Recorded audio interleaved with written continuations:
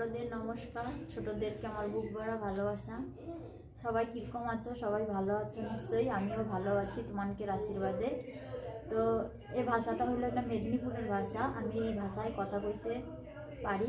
জানি না, আমার বাপের বাড়ি মেদিনীপুর আর আমার স্বামীর বাড়ি বর্ধমান। তো দুটো ভাষা কইতে কইতে আমার বাপের ঘরের ভাষাটা আমি অনেকটা এখন বলতে গেলে কোয়া হয়নি।